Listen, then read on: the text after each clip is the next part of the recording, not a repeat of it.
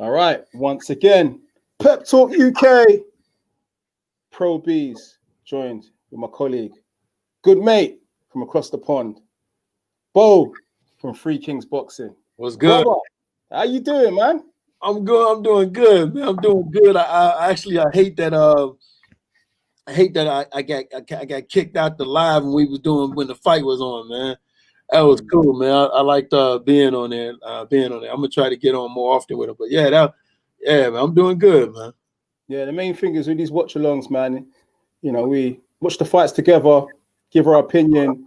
You know, when you get that reaction, you know, those reactions when you see something happen in a fight, you can't capture that after. But whilst we're all watching together, we can all talk about it, you know?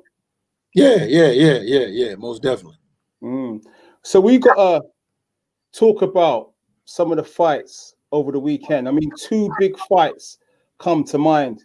Errol Spence on your side of the pond defended his two titles, world titles, against Danny Garcia.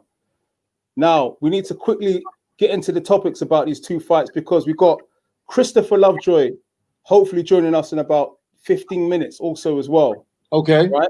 So, what did you reckon, first of all? What did you make of Errol Spence versus Danny Garcia? Errol Spence has effectively killed the whole I need a tune-up. He killed it. He killed it. Errol Spence has effectively taken away the whole I need a tune-up. He's taken that away. Why? Because here's the dude that come off a 14-month layoff and a fatal car crash, right? And he goes right into a very tough, very dangerous fight, which is Danny Garcia. So the whole I need a tune-up and all that, Errol Spence has effectively killed that because look at what he just done. On top of that, man, you got to give. Listen, man, he's. If you didn't think he was special before, you got to say he's special now, right? Because the different levels are starting to show with Errol Spence, right? I picked him to win, but I didn't think he was like, you know, I didn't think he kind of blew him out. I think Danny won maybe 3 rounds on some scorecards, 4 rounds or something like that, man. So Errol kind of, you can say he kind of pitched the shutout, but you wasn't expecting that. I think, of course, the number one problem is the volume of Danny Garcia. He's just not a volume fighter, you know. But no, man, a good fight. Errol came out, fought a tough guy in Danny Garcia, and I'm looking at this and I'm like, this dude has, because right now Errol has a lot of options. He has Sean Porter, Keith Thurman, Manny Pacquiao, and of course Terrence Crawford. So he has a lot of options on the table right now, man. So it's gonna be interesting what goes forward. But fighters can no more talk that, well, tune up now, because Errol killed that. Errol killed that. He killed that whole tune up thing. But to see him come back after the accident, it's good to know that from a mental standpoint, mentally and physically, he's back. That's good to know. That was always in question. So now that he's back, like after fighting Danny Garcia, I don't have a problem if he fights a Bobo Jones or who the fuck, you know, go ahead, whatever. But after that, then we need to see you in some big fights, man. You know, some people I was speaking to over the weekend were kind of disappointed with Danny Garcia. You know, I know you talked about volume being a problem, but for a fighter like Errol Spence Jr. that's been out the ring for a year and has had a big car accident, surely he should have tried to push the pace a bit more and really test that ring rust of Errol Spence Jr. I think, you know what, I don't know what it is with fighters over the last couple weekends, because I know we're going to get into Anthony Yarde, but all these fighters seem to have a problem avoiding the jab, and that was the one thing that Errol was landing consistently on Danny, which was shocking because this was a southpaw against an orthodox fighter, right? Where Errol jab was controlling the show. I think the thing was that Danny Garcia can't fight going backwards, and Errol came right out the gate throwing that jab, throwing combinations. Danny's trying to step back to find space because Danny Garcia is a natural counterpuncher. So he has to have space. He has to have room. He got to be able to see the target to throw at it, right? And I just think by Errol coming at him and it kind of threw him off their game plan. And then once Errol was able to take the big shots, because he took some big shots early. So once you saw Errol take the big shot, that's when you saw, okay, I can take the big shot. And you even saw it in Danny, like, okay, he took my big shot. I got to try to get this into the second half of the fight. Hope he wears down a little bit. then I'll try to pick it up. But the problem was Errol never let up off the gas, man. Okay, so Errol Spence had Terence Crawford watching ringside. You think Crawford would have been impressed by what he saw? I think as a fighter, you have to be. Because if you question what a guy was going to look like because of a fatal car accident from a mental and physical standpoint, and then you see him blow away, mind you, nobody's ever done that to Danny Garcia, right? Nobody ever just, Keith Thurman and Sean Porter never just blew him out. You know what I'm saying? Even Angel Garcia, like normally after the fight, Angel Garcia is always like, my son won. Even Angel Garcia was like, man, my son didn't do enough. Yeah. My son didn't do enough. Even Angel Garcia, right? So I think you have to be impressed when you saw what you saw, because at the very least, it answers the question of, is he back and is he 100% while he's back?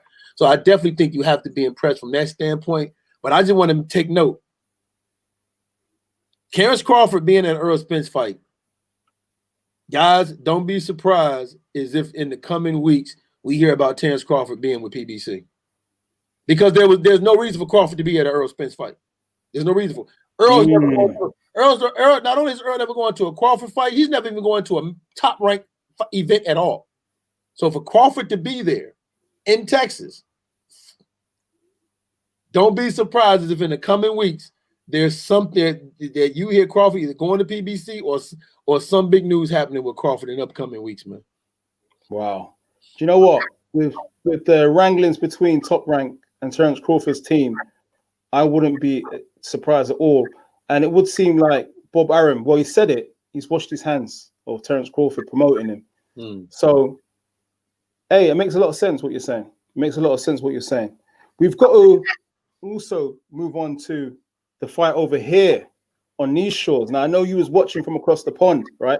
We're going to get into it. I got a chance to check it out. I got a chance to check it out, man. We're going to get it in. We're going to get it in, man. All right. So, viewers, thanks for joining. Smash that like button. Bo from Three Kings Boxing in the building. United Nations Boxing Show, the UK and the USA. Smash that like button once more. Right. So, Anthony Yarde took on Lyndon Arthur. Anthony Yarde came up short on the night. What did you make of the fight? All right, so let me just say this, man. Everybody know Tunde Ajayi is my dude, that's my dog. And I'm not gonna like go completely over. I haven't had a chance to talk to Tunde just yet, right? So I'm not gonna go completely overboard, because my thing is, you know, I'm gonna give you my opinion, but it's certain things I'm not gonna say unless I've actually talked to that person first, especially if it's somebody I know, right? But I am gonna say this. I think it wasn't a robbery, man. He beat him by using basic boxing. He beat him basically just using the jab. That's really what he beat him with, man. And I know Anthony Yarde feels like, you know, like, I don't know if Anthony Yarde understands how important it is that you can't just let a guy build a lead simply because you don't think the punches he's throwing are not considered power punches or considered scoreable punches, right? If I throw 6 jabs and you throw 1 right hand, my 6 jabs still outdo your right hand, unless your right hand knocks me down. So my 6 jabs still will outdo your, still will outdo your 1 right hand. So I don't know, man. I think Anthony Yarde definitely, for whatever reason, I don't think he realized the type of fight that he was in, and he realized, how that particular style could influence judges, because it never was something he had to worry about in the past. So I'm just curious to, like, I hear him screaming robbery, and I think it was a split decision, but it wasn't a robbery, man. The guy he simply boxed. He knew what his strength was, and he stuck to that strength the whole fight. Like, if his job was to, hey man, just stay at a distance, use his jab and box you and not let you inside, then that's what he's going to do. You got to figure out how to nullify that. And I didn't see that from Anthony Yarde. And I just didn't see an Anthony Yarde that felt like it's almost like he felt like, well, there's no way I'm going to lose to this guy. You know what I'm saying? Like, that's kind of what I kind of got from him. Like, he just felt like, man, there's no way I'm going to lose from this guy. And honestly, he shouldn't have, So It's curious to see what's going to happen moving forward with Anthony Yarde. It was a close fight, all right? But sometimes when a fight goes a distance, you know, it can be very subjective, especially with scoring, right? Right. I have seen fights where what Lyndon Arthur's done, other fighters have also done, and they've not got the fight. They've not won the fight. But you're saying subjectively, from what you saw, that doesn't matter. In your opinion, that Lyndon Arthur won the fight. Yeah, I think if you look at it, it's not to say it's a robbery means that it's clear cut and dry that Yarde won the fight, and that's not the case in that fight.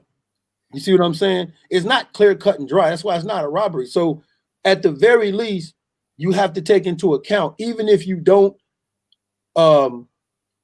even understand what you were seeing. Like, even if you want to say, hey man, he did more time staying on the outside, or he did more time not trying to engage Anthony Yarde. And although Yarde was aggressive, but it wasn't effective aggressiveness.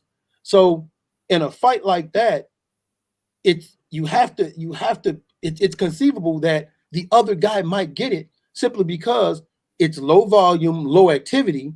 So in a low volume, low activity, and you got one guy who's effectively using his jab and effectively keeping distance, and you know, Anthony Yarde looking to land, you know, that one big shot. Hey, it's conceivable that maybe, just maybe, the judges was more impressed with what the one guy was doing versus the big punches being landed by Anthony, you know, the big punches in between, or not as frequently being landed by Anthony Yarde. Okay, so to the scoring, one of the judges had Anthony Yarde winning the fight. I think it was 117 to 112. And then you had two of the other judges saying that Lyndon Arthur won it by 1 round. Now, what round do you think it was that convinced those two judges that Lyndon Arthur won the fight? You know, that's a good, you know what? It was so many rounds that you can look at. It really, you know, it's so many rounds that you can look at, because I could say for me, if you could possibly look at maybe like the 8th round and say, man, that probably could have been a Yarde round, because it like in fights like that where it's not like a lot of action, you know what I'm saying, and both guys are kind of waiting, it's hard to figure out, well, who do I give it to? Most of the time in a fight like that, you will see the guy with the bigger name get the nod. You just didn't see that today. That's why for me, I can't go robbery. You know what I'm saying? Because it's like, it's hard for me to get there. But I just think that, in my honest opinion, it could also be a situation where Anthony Yarde's name probably went against him in this fight, because it's Anthony Yarde. We know who he is. We know what he can do. And when you don't go out there, sometimes you don't obliterate your opponent, or you don't impose your will on your opponent, that can have a negative reverse effect on the judges also as well. They can say, well, I didn't see the Anthony Yarde I was expecting, so, and that could very well have happened to him also, man. There was one fight that I've kind of compared, you know, utilizing the jab with and not getting a result with this fight, Lyndon Arthur versus Anthony Yarde. Hughie Fury lost to Joseph Parker. And now, I thought Huggy Fury won that fight. Huggy Fury should have been the champion, man. So again, you see how subjective scoring can be. Yeah, you know, Hughie, you know what he does, man. He's real loose with the shoulders, just pop out the jab, move around. You know, he's almost got those Chris Brown moves, you know, in the ring. Right. And what we saw in that fight is Joseph Parker had more aggression coming forward.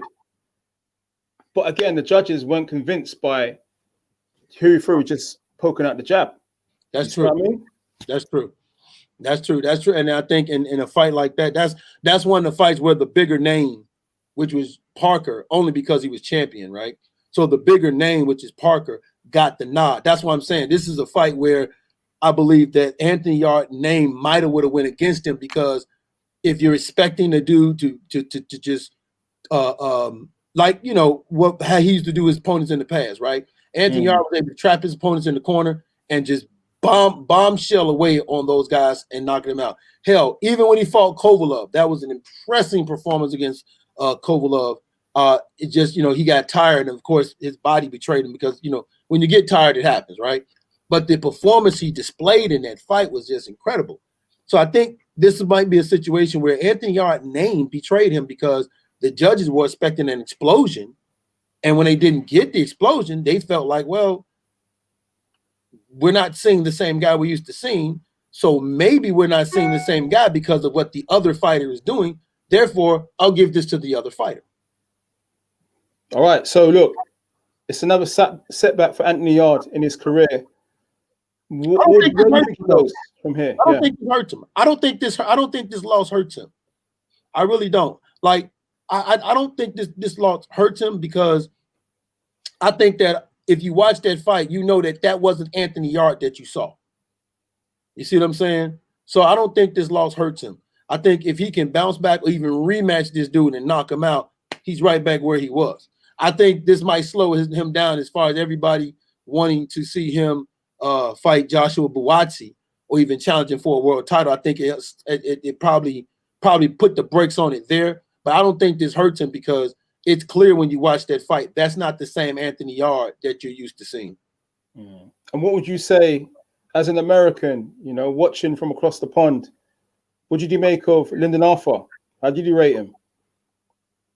Man, Lyndon Arthur, man, listen, if Lyndon Arthur would have fought anybody out, if he'd fought anybody that had I'm gonna say a little bit more aggression in them, or if it would have took it like if he'd have fought anybody of the higher upper echelon fighters in the light heavyweight division, man, he'd have got knocked out. Wow. Why would you say that?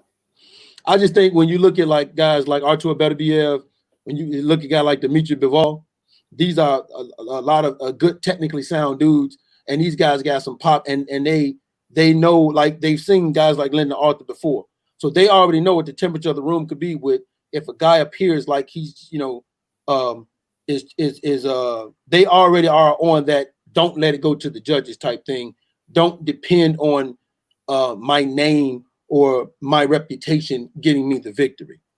So that and I think that was the difference. I just think that Anthony Yarde felt that his name and reputation should have been enough to get him the victory, and I don't think he understood what the temperature of the room was at the time during the fight.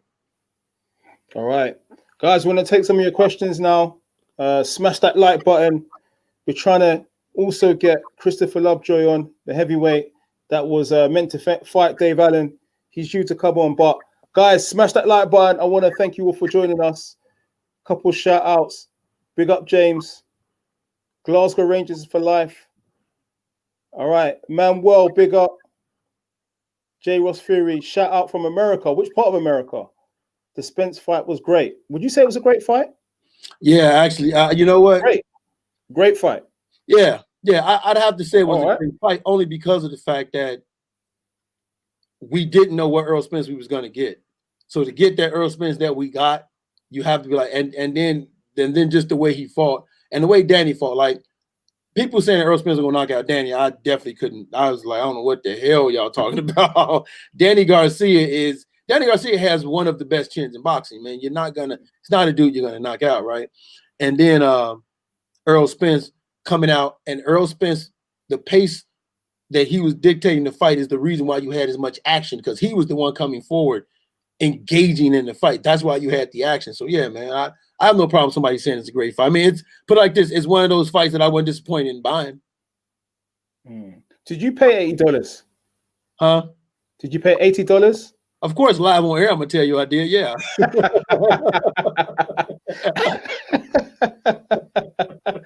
Right, I almost got you there. I was just trying to catch you up. Yeah? The feds might be watching. Only joking. Right.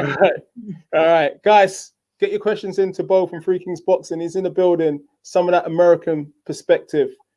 All right. So, hey, I want to get on with Lady Chan one day. I want her to be on the show one day, man. We got to get her with us, man. We'll get Lady Chan on next Monday. Okay, I got to get her. I'm not a team, man. Oh, man. All right, guys, get your questions in. Smash that like button. All right, okay, so straight in. Boss is saying, I wouldn't be surprised if Pulev beat Joshua one bit. Yeah, I don't think anybody would be surprised about that at all. Period. Pulev only defeat came at the hands of Vladimir Klitschko, but I think Anthony Joshua beats Kubrat Pulev. I think Joshua has learned from his loss with Andy Ruiz not to take anything or anyone for granted. I think that loss may have even sparked a new hunger inside Anthony Joshua.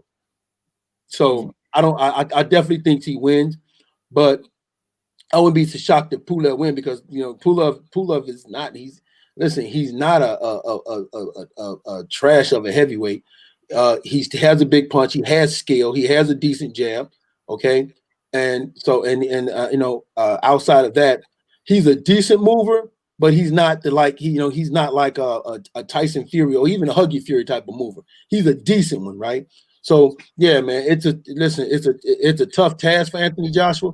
But I think that from what we saw from Andy Ruiz may have sparked. I think it definitely woke Anthony Joshua up, so to speak, to where he realizes I can't take any fight for granted, and I can't lose focus on any fight or take any fighter for granted either. Okay, all right, guys, get your questions in. Smash that like button. Okay, so right, another point that's just come up. Also, Mayweather is fighting Logan Paul. Now, on your side of the pond, what are they talking about? It's a money grab. That's what we're talking about. Hey, man, listen. How come Floyd won't fight one of us? Let one of us get that payday, Floyd. Come on, man. I don't even need 100,000, man. I don't even need a lot, Floyd. Come on, man. No, it's a money grab, but listen, I ain't gonna never tell another man what to do about how he go get his money, whatever. I just don't want fans to think that that's what boxing is when they see Jake Paul versus Nate Robinson or Floyd Mayweather fight Logan Paul. I don't want them to think that that's the representation of boxing. No, it's not. This is purely about one thing, and that's money. That's it. That's all it's about is money. Which I don't have a problem with it. Make your money. But just don't try to put this in a realm of, this is what boxing. No, this is not what boxing is. Man. You mentioned Nate Robinson. He's been getting a lot of memes on the internet about that knockout the other week. You know what, man? When you run your mouth, like, first of all, let's make something clear. Jake wasn't even thinking about Nate. Nate was hounding Jake for a fight, right? But when social media is undefeated, man. You can't do nothing on social. You can't have nothing happen to you and have it put on social media, man. So I can't be mad at it, man. At the end of the day, and it's funny. I mean, we do it to every time something happens to every fighter. Like, it's not just Nate. They have, remember Bermain Stavern and Deontay Wilder. So, man, hey, man, it's social media, man. But I think at the end of the day, like I said, Floyd is taking this fight. It's a money grab. But what they gonna give him, like $10-20 million easy? Yeah, man, I'll take it too. You mentioned you don't like, the fact that this has been accepted as a boxing fight, right? A boxing match. Mm-hmm. But recent numbers would say that the exhibitions are doing extremely well on pay-per-views at the moment. What was Mike Tyson? 1.2 million pay-per-view buys. Mike Tyson and Roy? And Roy, yeah. 1.2 million PPVs for an exhibition. Is that just the Tyson factor? Because if you remember KSI against Logan Paul also, the numbers were insane also as well. So is it showing a trend towards where boxing's going for the future? I think for boxing with Tyson and Roy, I didn't even know them numbers. So that's crazy. 1.2 mil for Roy and Mike. Yeah. I'm glad they got their money. But I would like to ask all those 1.2 million, did you get what you paid for when you watched that fight? Like, did you really get what you paid for? You know what I'm saying? when you watch that fight, like when the fight over, did you say, I got my money's worth? Can you say that? But I think that from a boxing standpoint for Tyson and Roy, that was more of nostalgia. That was more of what people remember these guys being and who they used to be. and that's what they paid for, was to watch two of the guys they remember themselves. Like older people like myself always want to relive those damn glory days, you know, and we always want to be reminded of those glory days. So I think that's what we get from that. Now, as far as Logan Paul and KSI, that's a whole different demographic. Those are not necessarily boxing fans who watch that, like, you know, who watch them fight. And same thing with Paul and Nate Robinson. Those are not exactly boxing fans that watch that fight.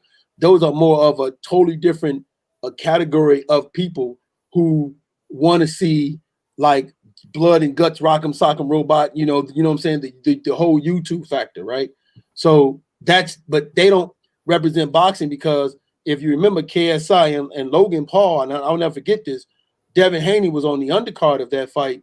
And Devin Haney was put on a masterful class of boxing, and they booed him. They booed him out the building. So those fans are not there for the boxing; they're there for the chaos, and that's kind of the Tyson factor. You're there for the chaos. You're not necessarily there. Like at one point in Tyson's career, it wasn't about the boxing anymore. It's about the chaos, the wreckage, the train wreck. You know, you ever been driving on the highway and it's crowded?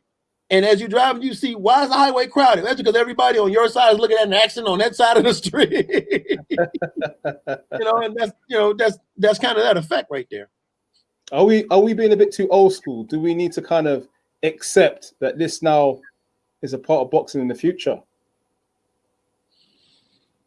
No, I don't think we are being too old school, and I don't think we have to accept that, because the reality is, if Logan Paul and KSI could they do that in MMA? I don't think so. I think MMA would be like, no, that's not a representation of MMA. Football, basketball, you know, all the other sports, they're not gonna let that be like it's. I don't have a problem with you doing it. I'm saying don't make it look like that this is what boxing is, and then give it the same type of platform you would in actual real boxing match. Let it have its own separate thing, and that's fine. But that's not a representation of boxing, because what happens is you'll get these fans that's expecting to see that rock'em sock'em, and then when they don't see it, guess what they're going to do? They're going to no longer support the product. All right, guys, smash that like button. We'll take a few of your questions. We're expecting Christopher Lovejoy to join us. Just sent a message, so he'll be with us in a few ticks. All right, let us know what you think of the big fight this weekend. Anthony Joshua defending his titles against Kubrat Pulev. I'm liking that fight, man. Let us know what you think. All right, so, all right, welcome, Shaz. Okay, what are your views? AJ saying Fury should come over to 258 management to make him a superstar. Yeah, I actually wrote on that because Tyson just responded today. He's like, man, I'll let you deal with being a superstar. I just want to smash your face, right? It's weird. Because when I first read it, I said, well, I'll be damned. Look at Anthony Joshua up here playing promoter, right? I said, look at Anthony Joshua. Joshua's up here playing promoter. I think when you look at what Joshua's saying in the big scheme of things, I think what he's looking at is how much easier it would be if Tyson Fury was fully, completely over here on this side versus having to deal with an outside entity to make the fight. And the reason why Joshua feels that way is the difficulties he went through when it comes to Deontay Wilder, right? And because there are difficulties. And before anybody says, no, I'm not blaming Wilder, I'm not blaming Joshua, I ain't blaming neither entity for the fight not happening, okay? I'm on record as saying they was always building the fight, and that's why I always feel that way, right? But I think from a Joshua standpoint, whenever the networks get involved or whenever the different entities get involved, it's always harder to make the big fights done when we're not when it's not the two of us on the same page. So that's what he was looking at when he means it. That's what because listen, let's get one thing wrong. Anthony Joshua is just not that kind of a dude. Like, he's not a trash talker. He's not an instigator. You know, that's not who he is. You know, so he's not that kind of a dude. So he's really thinking about, you know, his legacy All you gotta do is look at the fights that he's having, and it'll tell you, hey man, Joshua really is thinking about his legacy, right? I think all fighters do. I just think that they go about it differently than other fighters, right? So yeah, he's really thinking about their legacy. He's like, listen, man, if he comes over here to match room, if he comes over here to the management team I have, it would be easy to make the fight, right? I think he was being earnest in when he was saying. I don't think he was trying to be like, yeah, man, leave Frank Warren. No, I think he's just saying, listen, man, come on over here so we can easily, so the fight wouldn't be a big problem to make, man. It'd be easy to make, and I think that in Fury's point of view, Fury is, and he makes a very good point, is, man, listen, I leave that superstar being famous shit to you. If you think about it, Tyson Fury has never really, he's always bounced to the beat of his own drum. He doesn't really care about that whole being a superstar and being famous. He doesn't really care about that. That's the furthest thing from his mind. Like he actually thrives without all of that. So I think from Tyson Fury's point of view, he was looking at it like, listen, man, I don't need to be there. I don't need to be here because I already got a verbal agreement to fight you anyway, right? Right. So I don't need to be over there. I'm good. I'm just waiting on the time come when I get done with Wilder or whatever happens next. Then me and you gonna throw down, and I think that's what he was looking at it from that standpoint. So I can understand the mindset of both fighters when they were saying what they were saying, man. And in some ways, it's like what you mentioned earlier with Terence Crawford potentially heading over to join Al Haymon with PBC. Just makes making a big fight a lot easier under one umbrella. Well, yeah, I mean, all you really have to do is look at it, right? Now that Canelo Alvarez, which is funny, right? This is interesting. Canelo Alvarez leaves Oscar De La Hoya, and all of a sudden the Conor Smith fight, no problem being made. It's like, wow, all of a sudden the Conor Smith fight, just like that. Yeah, just like that. Like, wait a minute, hold on. It's like you heard he was fighting Caleb Plant, and that's the Caleb Plant fight. No problems, right? So you heard he was fighting Caleb Plant. The ink wasn't dry on hearing that Caleb Plant. We barely heard Plant fight was done when, oh yeah, Conor Smith is next. Huh? Like, when was y'all negotiating? So yeah, that's what I'm saying. So you don't have when you eliminate whatever obstacle you feel there is, or whatever ego you feel that might be keeping the fight from happening, when you eliminate that, then you see how easy it is to make, to make the fights, man. Once Floyd Mayweather realized, okay, man, I'm going as far as I can go with fighting under this contract, right? Fighting under this contract, making money, because when you look at it, Floyd had I think it was a 6-fight contract with Showtime, right? Worth 300-something million, whatever it was, right? So he fights Robert Guerrero, and then he gets lucky with the fight with Canelo because that produced big numbers.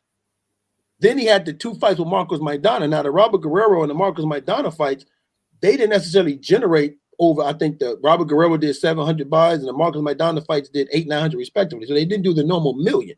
The Canelo Alvarez broke the record.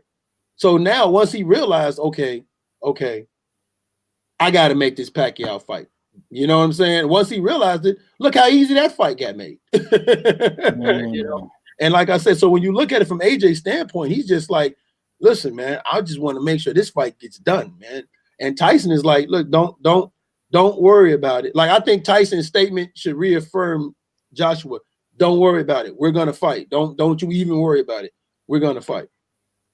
Interesting, because a lot is made about the UFC and how the big fights just happen just like that. And there's no hold up. It's under one umbrella and it's done. Yeah. So that's probably an example that it's a lot easier to make these bigger fights if they're under one umbrella, right, as it were. Well, big fights, I think, in boxing are always going to be hard to make because when you're talking the exuberant amount of money we have today in a boxing match, right? It's always going to be one side is going to want to make sure they're not being cut out of no portion of this at all, period, right? And in a situation like that, and then on top of that, the winner wants to, the winner and even the loser wants to still continue to make money off the thing. Manny Pacquiao and Floyd Mayweather, Showtime continues to make money off that fight. Just like if they replay the fight and people watch it, well, we made money off of it. You know what I'm saying? They want to keep on making money. They want to own those rights to them. So think about what makes the ESPN Plus app so great is that you have a top ranked library where you can watch all those top ranked fights from the old days, because Bob owned the rights to them, right? So that's another thing that the network's going to argue about. Well, who's going to own the rights to replay this fight and make the money? So it's just, once boxing has gotten to the point where there's too many moving parts, but the biggest part that people got to get past first is that money. Who's going to control this money? Once they get past that, everything else falls into place. But it's hard to get them entities because everybody, 500 million, 200 million, 100 million, no, man, everybody wants the best cut that they can get, man. Okay. All right. We're going to try and engage the viewers a bit more. Okay. Michael, how does AJ beat Fury? In my opinion, it's a difficult task, but how does he win, Bo? It is a difficult task. I think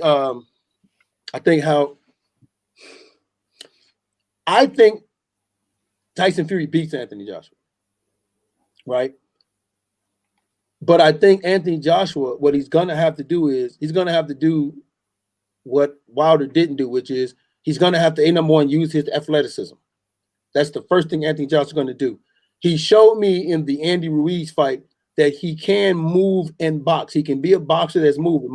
If you watch a lot of Anthony Joshua fights, and the reason why he gets clipped because he's flat-footed. He likes to plant his feet and throw at you. And when he fought Carlos Takam, when he fought Dylan White, matter of fact, when he first fought Dylan White, that's what got him rocked. He was flat-footed. Same thing with Andrew Ruiz. What got him rocked? He was flat-footed. Same thing when he fought Klitschko. What happened? He got flat-footed, right? So he's going to have to move like he did in the Andy Ruiz 2 fight, and he showed us he can do that. Now, is that something he can continuously do going forward? We're going to see in the Kubrat Pulev fight because he's going to have to utilize that movement in this fight. So he's going to have to move and give Fury angles because he's going to be at a height and reach disadvantage. So he's going to have to move and give Fury angles, and I believe he's going to have to attack Tyson Fury's body. And the reason why that's important is you're not going to beat Tyson Fury from the outside because of the disadvantage. So you have to get inside, attack his body, and hopefully slow down Tyson Fury's movement to where he's less mobile, which is an advantage to you. Because if you watch when Tyson Fury got knocked down by the cruiserweight, what's the cruiserweight's name? Cunningham. Right? Yeah. He stopped moving. When Deontay Wilder knocked him down in the first fight, what happened? He stopped moving, right? So if you can jump on his body and cut down his ability to move that ring and use that range, you have a very good chance of winning. I think the biggest thing that Anthony Joshua is going to have to overcome is Tyson Fury's ring IQ. Tyson Fury has high ring IQ. He's aware of everything at every moment. He even knows where the referee is. He's aware of everything in that ring when it goes on that time. So that's going to be the biggest factor. But I definitely think he's going to have to use his athleticism.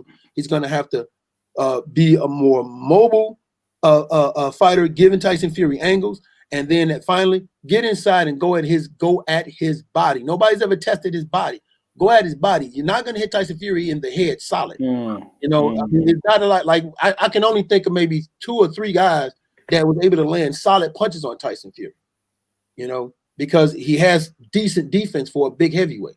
So that's going to be a key factor, I think, in the for Anthony Joshua to beat him.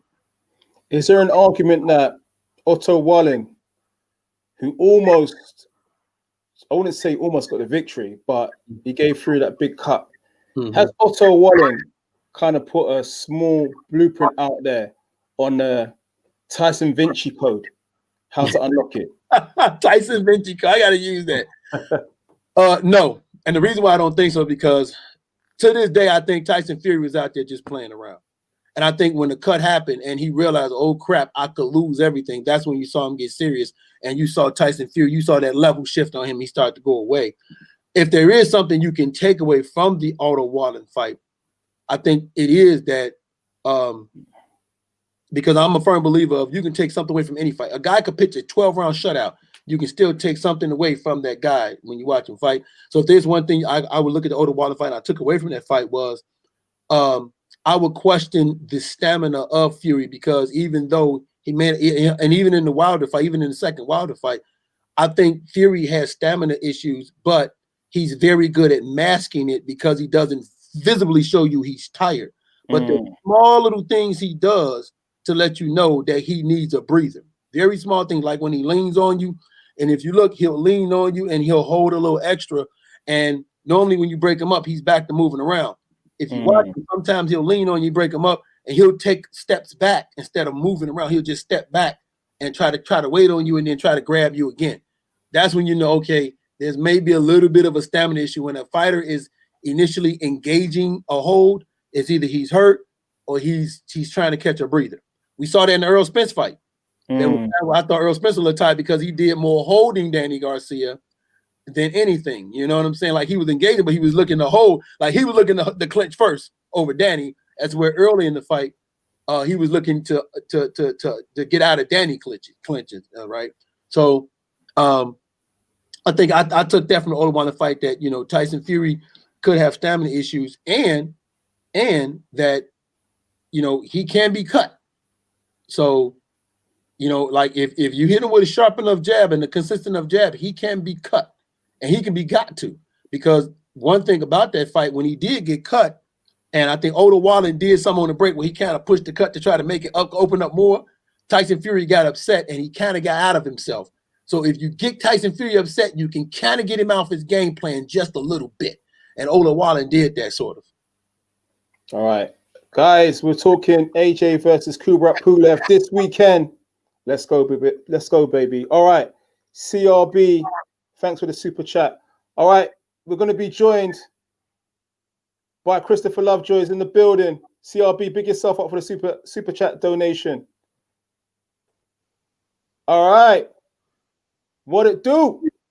What it do? What's the word? What's going on, man? Hey, Christopher Lovejoy in the building. You might remember him from all the back and forth with Dave Allen. The fight never happened, but he's in the building. Bo, Christopher Lovejoy's in the building. And guys, get your questions in. Get your questions in. We were talking about Anthony Joshua against Pulev. Now, I know there was talk of you potentially being a sparring partner. Did that happen at all? No, I wasn't able to do it. I wasn't able to come back. It was too short notice. When I was going to book my flights to come back, I think you guys might still be in lockdown like a week ago, 2 weeks ago. So I'll catch the next one. Okay, all right, okay. Now, before we get into Joshua versus Pulev, what's the goings on with you? What's happening next for you? Man, I'm fighting February 20th on the Mayweather undercard. Oh, wow, for Logan Paul. Wow, big news right there. Who you fighting? Who you fighting? Yeah. They're looking for me opponent. I already knew about the fight, but the agreement was we wasn't going to really announce anything or say nothing until after the Spence fight. Mayweather is real good friends with Al Heyman and the whole PBC thing, so they didn't want to take attention off of that. A lot of people said that Mayweather was trying to take Errol Spence's shine after his victory, but it really was just all respect for him after the fight to let that draw attention to that, and then after the fight he announced it. So we already knew. So I'm just in camp. I just walked out the gym right now. You know, I'm feeling good and I'm ready. You know what I mean? Everybody gonna finally get to see what's up. All right, so let's go ahead and get to it because listen. I love my brother from across the pond over here, but he takes too long to get to the real shit that everybody want to know, right? All right, so first of all, tell everybody where you're from, man. Man, I'm from LA, South Central LA to be exact. Los Angeles, California. The west side, the best side. Okay, right. I'm from the west side of Chicago. So I'm from the west side of Chicago. So let's do this. So let's go ahead and do this G style, man. You are in the heavyweight division. The heavyweight division right now is full of young fighters. You got Junior Fa. You got Daniel Dubois, although he just lost, but he can still bounce back from that, right? Joe Joyce, he's a little bit older, but he's another guy up and coming, right? You got what's the dude? Havoric. What's the name? The Havoric? Hergovic. Yeah. You got Hergovic, right? Then of course you got some of the veterans that's still there. You got Dylan White that's still there. You got Derek Chisora that's still there. You got Joe Washington. You got Adam Kalnaki. Chris Ariola's hanging around every now and then. Right now, man, where do you see you amongst the mix of all these new guys and new faces in boxing that's up and coming right now? Man, I'm right there with him. I mean, I done been in there with the best of them. You know what I mean? I could bang with the best of them. I'm right there. I mean, it's nobody really setting themselves apart over me. Definitely not over me. I mean, you got the top three. You got Wilder, Fury, and AJ. You know, you got them up there. But besides that, man, we all in a small bucket. You know, any of us should be able to take on anybody. And we got some more American heavyweights too. We still got Michael Hunter. We got Jermaine Franklin. You know, we got Charles Martin. You know, we still got a few people. You know what I'm saying? But it's just too many undefeated heavyweights. You know, it's just too many undefeated. You know what I mean? And I'm willing to put mine on the line. You know, to give everybody what they want. You know what I mean? It should be undefeated. It shouldn't be this many undefeated heavyweights. And that's just in the U.S. and everywhere. It's just too many. So I'm with that. I'm with calling bluff. I'm with the tournament type stuff. You know what I'm saying? I'm with all that. Okay. All right. So you're down there in L.A., man. You're fighting out of L.A., right? You represent L.A. Your boy Snoop Dogg was acting a fool. You know what I'm saying? On the He did good. Yeah, he did good on the commentating. Yeah, he did. When you look at what's going on in boxing right now, with guys always wanting to wait to build fights, do you believe, even and mind you, you know, you answering this question, I know it's big for you. You're going to get scrutinized for this, okay? But do you believe that we have a lot of undefeated heavyweights? That's right, we got Tony Yoka. Do you believe we have a lot of undefeated heavyweights because they're spending too much time? They're trying to save their fighter for those big fights instead of seeing, are they, because a lot of times we see those guys, when they get that fight, they go down in flames. And we question, was he really ready? So do you think these guys need to fight more so we can determine who really is worth all of the attention, all this money that we invest in? It's just a little bit of both. I mean, it's a little bit of both because you don't want to move guys too fast, but then again, you got fights everybody want to see. It's just a lot of politics, a lot of restrictions. A lot of certain people don't want to fight certain people. It ain't good for this. It's just complicated, man. And all I can say is, let's just get it on. Let's go. You know what I'm saying? It is what it is. That's gonna happen. What's gonna happen. But see, I'm like that because I don't have no promoter. You know, I don't have nobody I gotta approve of and do this. I just want to fight, and I came in the game to fight. You know what I mean? So it ain't been about nothing else. You know what I'm saying? It ain't been about no money, nothing, because I got money. And I've been having money before I start boxing. So it's just about, let's just see. That's why I started boxing. I seen the dudes can't fight, so let me see if you really can fight. You know what I mean? So, all right, man.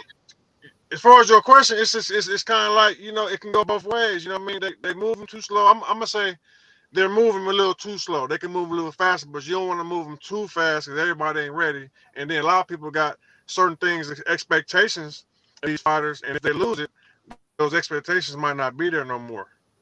Okay, I get that. I'm gonna ask one more question. I'm gonna let my man jump in, man. All right, here come the hot one, baby. Here come the hot one, man. The smoke. Yeah. Here come that smoke. Do you believe Deontay Wilder can get back on the top of the mountain? I don't think he was ever on top of the mountain. I think he was always overrated. I think he was always overrated. You know, I think they moved him the right way. I think he had a few nice paydays in boxing. But, you know, if he's listening, whoever's listening, they can say what they want. The man looked like an amateur when he fought Fury. You know what I mean? You got people who won't look like that. You know, I've been there with Fury. We all watch Fury. Fury's good. He's the best. But, you know, if you fight a pay-per-view event against an undefeated heavyweight, you know, it shouldn't look like, you know, 10 against 1. You know, it do look like an amateur, man. So I don't think he was ever on top, and definitely don't think he can get to the top. He was at the top if he'd have won the fight. No, I mean, not taking that away from him. I mean, he made it there. We all trying to make it there, but he looked like an amateur in that fight. Right. And then his whole made excuses. We get all the excuses he made before and after. So I don't know. Hey, look, I'm satisfied. I like the nigga. I'm satisfied. I like him. I'm satisfied. All right. So, okay. So we're going to engage the viewers and answer a few questions from the viewers that are joining us. All right. Tony Yoka, by the way, of the up-and-coming younger fighters, how do you rate Tony Yoka? I ain't really seen him. I saw one of the fights against Johnny Rice. I saw he was a little vulnerable. You know what I mean? I just seen that it wasn't really impressive. Then I think he might have got suspended or something like that after. I didn't see his last fight. I know he just fought, but I mean, he's undefeated. He's up and coming. Watched him spar. He looked decent. He looked like he's in good shape. He got a hell of a good trainer. He ain't even really been tested yet, as far as I've seen. So I really can't really judge him. You know what I mean? So it's like, you can't really judge him until you really get in there. You know what I mean? I know he gonna come in shape, and he got a good trainer. So as far as him being tested and chin and all that and heart and stuff like that, who knows? Till we really seen. What did you make of Daniel Dubois' defeat to Joe Joyce? I'm gonna stick with what I said when it happened. You never know what a man going through. We train and fight with 2 arms, 2 legs, and 2 eyes. So if you lose one during the fight, how you're not prepared to adjust to that. So you never know what he was going through. And obviously the truth came out that he had some serious damage, and it could have been career ending. So I'm glad he stopped. You know what I mean? Hopefully he can come back, but he's overrated too. I had Joe Joyce win that fight, and Joe Joyce is overrated. Actually, no. Joe Joyce is underrated, but he's not that good to me. I like Joe Joyce. He's very underrated, but that just shows you where the division's at right now. I know people watching at home watch that fight. Like, man, this is a heavyweight, undefeated, like for some belts. You know what I'm saying? It wasn't really entertaining. Heavyweight's supposed to be banging. It's not supposed to be like that, but it is what it is. Shout out Joe Joyce. He did that, and he really opened up a lot of eyes. As far as Dubois go, I mean, he's cool. He wasn't ready for that, obviously. And I wish him a good recovery to get back in there. But he never really impressed me before that fight. So you would beat Daniel Dubois if you was in the ring with him? Yeah, man. Like, you gotta really understand, like my man right here. Like, we from the streets. Like, you got 2 arms, just like me. So if you in shape to go to rounds, we gonna bang it out. And if you ain't got no real type of skills, it's over with before it even starts. I'm not scared of you. What you got? You know what I mean? You got 2 arms like me. You only gonna throw 2 top punches, and I'm gonna block them. Or I'm gonna come in, and then I'm gonna make you fight. See, I'm not gonna sit there and have a jab contest. You know what I mean? Like Joe Joyce did. I'm gonna make him fight. Last question from me before we get to the viewers. Daniel Dubois had to take a knee because of that damage to his eye. If you were in that same situation, would you take a knee? I can't say because I wasn't in that situation. All I can say is that I respect the decision he made because, like I said, you used to training with 2 eyes, and you lose one, you don't know how to practice. You can't practice for that. Now, if he was practicing with 1 eye closed and then practice 6 rounds with this eye closed, we could have said, well, no, you knew that could have happened. So we want to see you get back up. But I don't see no one has been prepared for that, man. No. He had to stop. I ain't mad at him for that. I ain't mad at him for that. It is what it is. You live to fight another day. Right. Let me get knocked out. You know what I'm saying? Yeah. Let me ask this question. I said this, and I want to get your thoughts on this. I said, I believe Joe Joyce quit, but I don't believe he's a quitter. Dubois? You mean? Yeah, Dubois, my bad. Yeah, I believe Dubois. Yes, he did quit, but I don't believe he's a quitter. How do you distinguish the two? Because one of the problems you have is we always say that we want the big fights. And then when a guy takes that chance and he loses, we're ready to write him off right away. Well, that's the thing. That quit is a big word. I can't say he quit. I just say that he couldn't continue. You know what I mean? I can't say he quit because I'm a boxer. Things can happen. You risk your life, you know what I'm saying, for the fans and to take care of your family. So I can't say he quit. Your family in politics, man. Nah. But I mean that's real shit though, bro. Like, the man couldn't see, and on top of that, it turned out a week later he had some serious damage. So, but even before that, I was telling people like, nah, man, shit, you couldn't see. What you want me to do? Keep going till you lose the other eye? Till something serious happen? It's not that serious. He lost the fight. That's just as good as a knockout. You stay down 10 seconds, but you ain't got to go get surgery in your eye. It's the same thing. He got stopped. And it is what it is. It is what it is. So now I can't take that away from him. He just got stopped. That's all. He can look at it like an eye, or it can be, a broken shoulder or a broken leg. You know what I'm saying? All right. It's just what it is. A question from one of the viewers, James Burrow. Pick yourself up, mate. Thanks for joining. What is your situation with Don King? I mean, I know you've explained it before, but to the viewers that are part of this live stream. Man, listen, this will take me so long to get back on the live. I just spoke with him and a representative of his company. They're trying to make me another offer to keep this thing going. I explained to him that I'm moving on in my life. You know, if you ain't got a bag for me right now, like today, I got to move forward. You know what I'm saying? So I don't know why he's trying to hold on. He might got something up, but I've been waiting too long, man. I gotta show the people what one shot is about. You know what I mean? I got too many fights on the line. You know, let's just part ways. You know what I'm saying? So unless you're gonna pay for some major bags, like say a couple $100,000, like today, it's over with. You know what I'm saying? I got to move forward. I can't wait around. So that's it. Relationship is cool. We cool. We talk. We still in conversation, but it's over with. As far as the business goes, it's over with. Wow. So unless you get the Migos money, it's done. Yeah, yeah, man. You know, you got to send a big bag, man. Wire transfer right now. It's 1:00 over here. Send it. Yeah, that's that South Central attitude right there. That's the hood mentality. Unless you can do something, unless you got something right now, I'm done talking. Yeah, I'm cool. I ain't got nothing to talk about. Right. All right. We're going to engage the viewers, get them the opportunity to ask some questions to the panel. Guys, direct who you want the question to go to, whether it's Bo, Chris, or myself. Well, not myself. I'm on the fence all the time, but either Chris or Bo.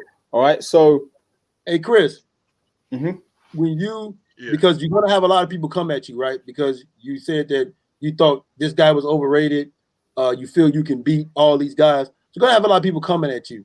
Do you think fans don't fully understand the fighter's mentality? Because you're supposed to, like, I don't have a problem with everything you said.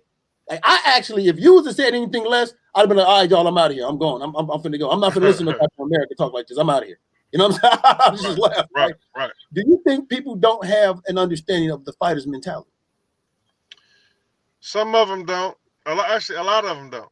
Because you can just look at the comments and the uproar and everything that goes on when certain people lose and certain things don't happen. They don't understand, like, and that's why fighters support fighters, and people in the boxing world who've been there support because they know what's going on. They know what's going on out the ring and inside the ring. You know what I mean? It takes a whole lot. You know what I mean? So a lot of people don't really understand, and that's why, you know, we get the backlash. You know what I'm saying? You get the support and this, that, and the other, fake love, and, you know, a whole lot that they don't really understand. But that's why people like me, I answer all questions. I give it to them. I'm here. You know what I'm saying? You know, some people don't want to talk, man. You know what I mean? I'm answering all questions, man. All right. Okay. So look, we've got a question here.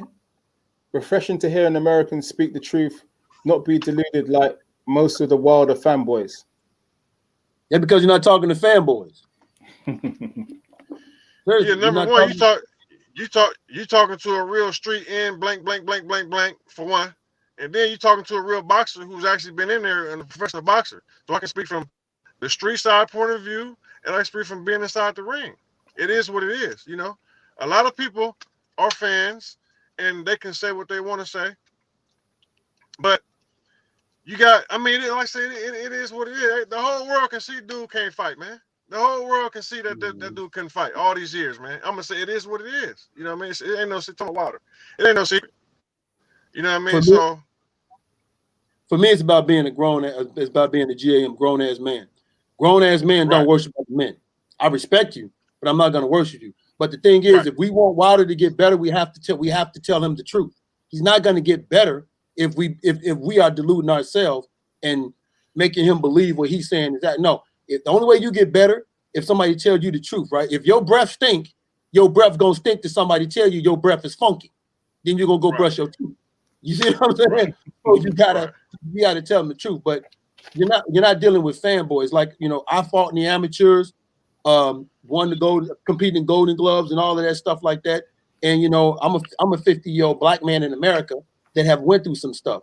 So I'm not about kissing nobody's behind to make them feel better, you know? Right. And the only man that I have that level of, if you want to say worship for, is my grandfather. He's gone. So, yeah, you know, everybody else is, you know, asked out when they come to me.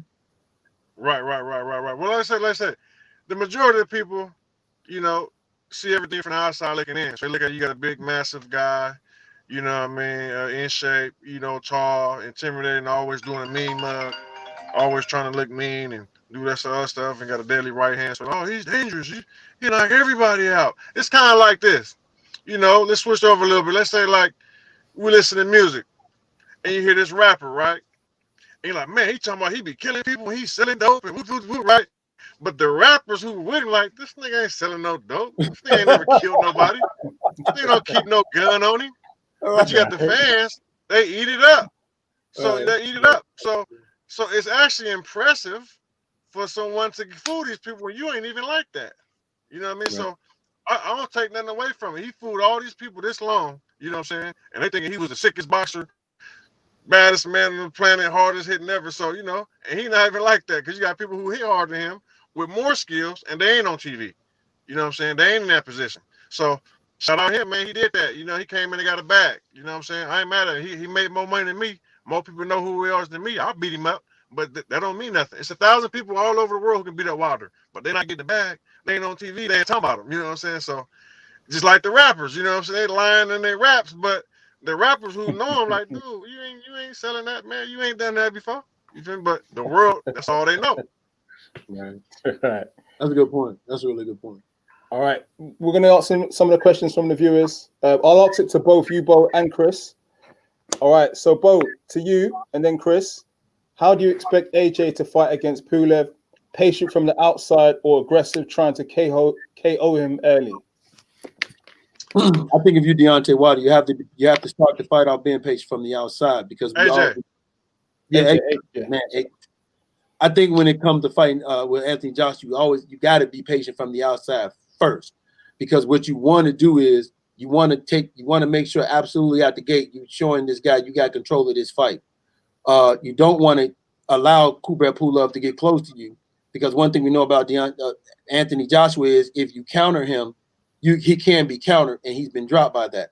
So you definitely want to maintain the pace. Then as the fight go on, that 39, if he, you know, I don't care how old you are, how much of an athlete you are, when you're 39 years old and you're walking around 240, 250 pounds, in the second half of the fight, your tongue will start lagging just a little bit. Your production's going to drop just a little bit.